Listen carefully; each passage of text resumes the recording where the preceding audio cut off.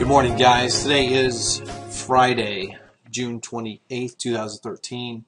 Let's just take a look real quick at Intel and Qualcomm. Or no, I'm sorry, Occidental. I had Qualcomm on the brain. I was looking at it yesterday. Let's take a quick look at Intel and Occidental Petroleum that we're looking at the last couple of days.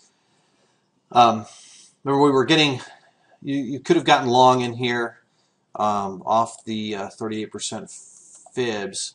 Right in here, you got that inside bar. The market started to move up towards our profit target.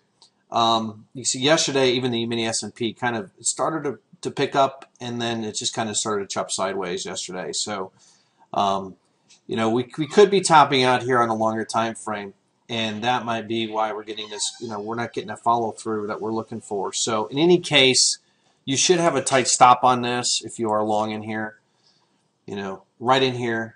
Half a range again. Remember, it was around 52 cents, so 26 cents below the low here.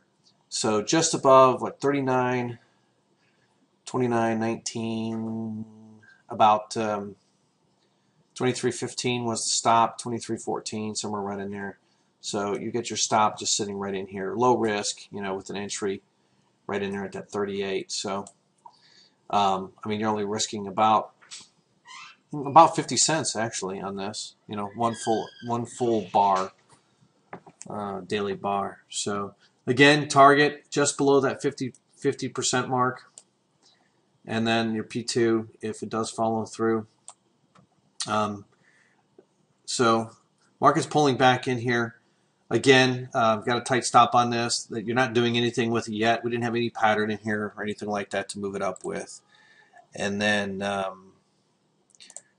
let's take a look at Occidental, OXY. Came real close to our target. You may have actually got your target hit right there at the high of the day yesterday. Depends on where you had your target. You may have actually taken some off. If you use a little discretion, you may have actually taken some off there on a portion of the trade, or you just missed the target in there.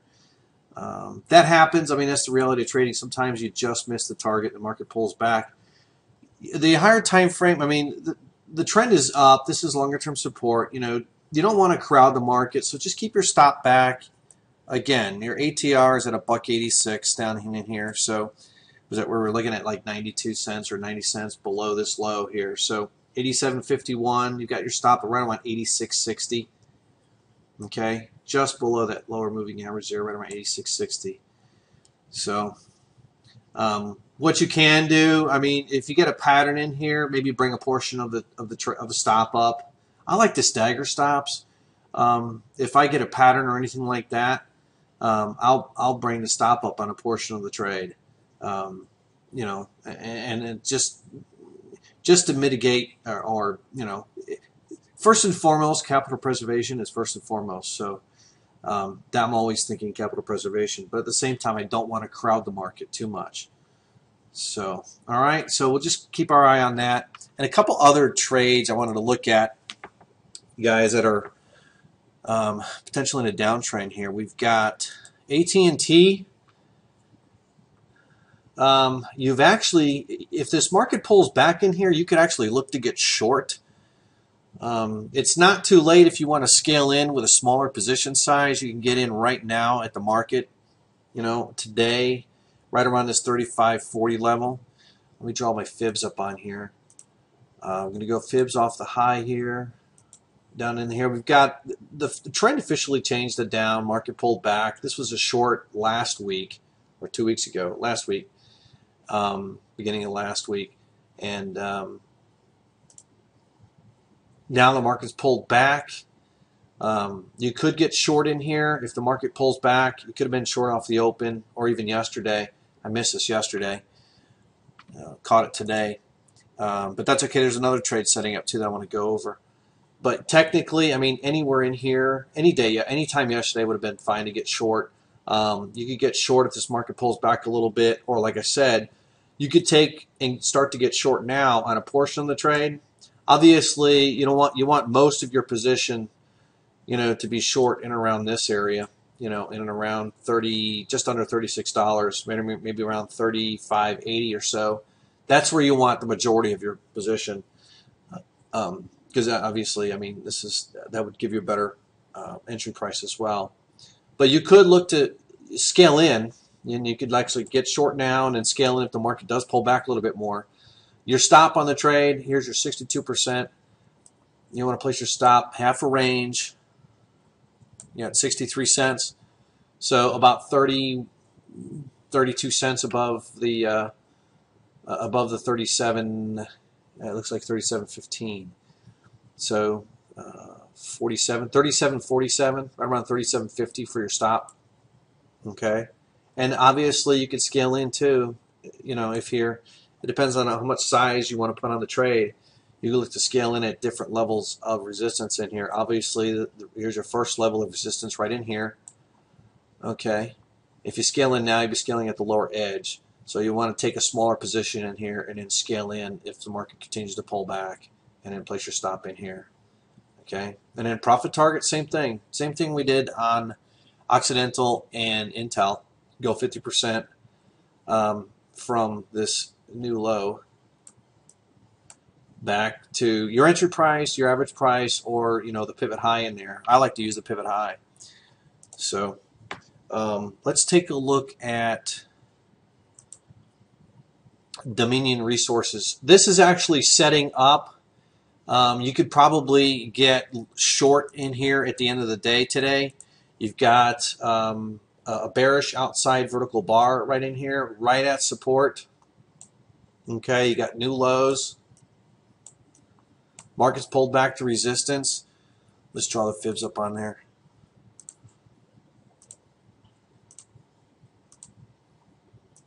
Okay, right at the 38. So you could actually look to get short right in here on Dominion. You could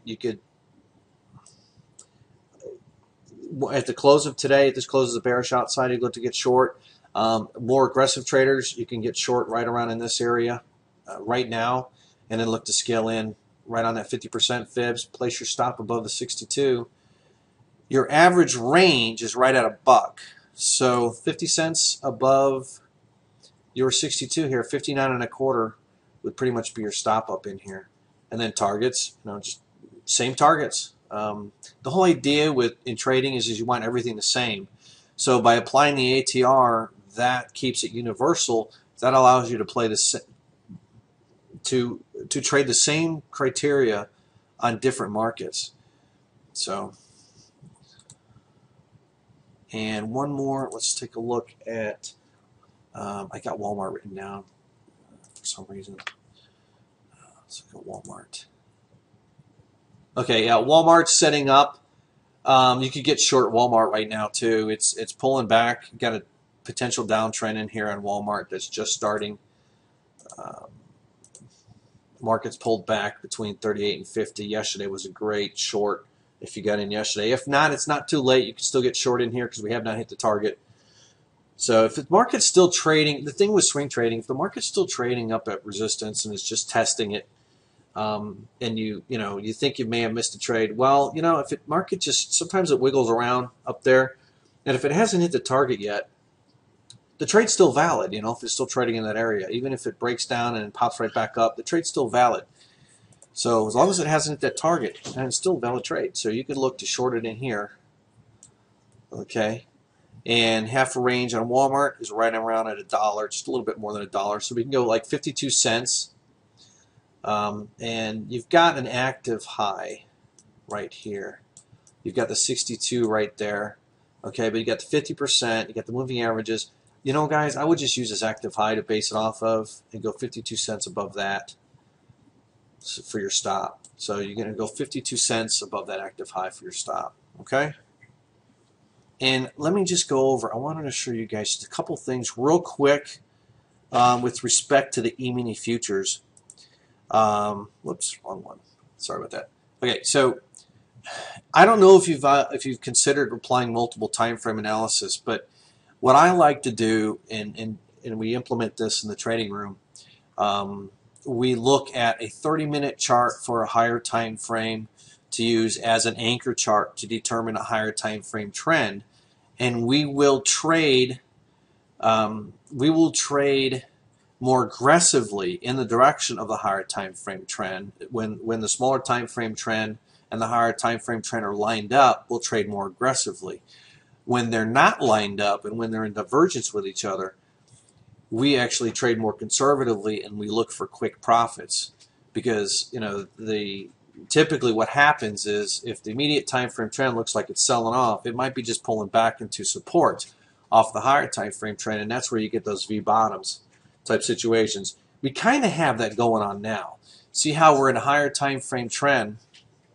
If you look at the 30-minute chart here, guys, we're just testing the support level. I mean, we pulled right back into support off this 30-minute on the mini S&P on the day session, trading hours only chart. We just pulled back into support. Let me draw the fibs up on here real quick. If I draw the fibs off these lows up to this high, yeah, obviously this 1591, 1600 level is major support. So we just pulled back into that, okay? And that could be the reason for this potential V bottom type situation here.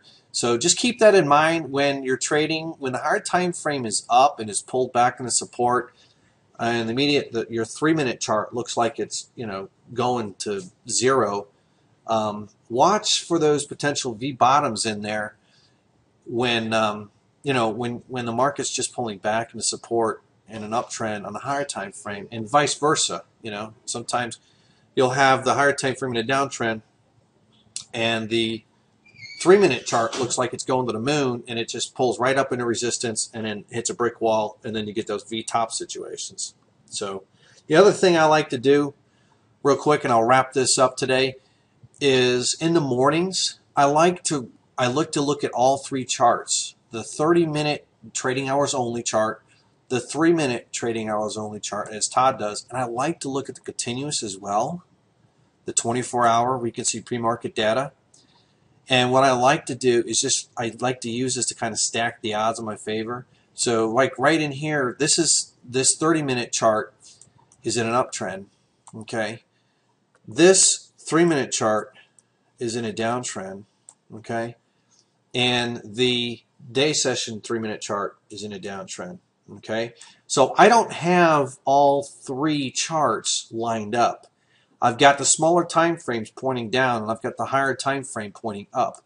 So what that tells me is let's trade it a little more conservatively, because the potential is there for V bottoms. So if I draw my fibs up on here, if I'm going to look to get short, that doesn't, like I said, I don't filter out the trade with the higher time frame. I use it to kind of tell me whether or not to trade it conservatively or aggressively, and then whether or not to go for longer targets or quicker targets, and whether or not I wanted to be more aggressive in the trade management of the trade. When you're trading against the higher time frame, you want to be a little bit more aggressive in managing the trade. When you're trading with the higher time frame, you want to give it room. Don't crowd the market.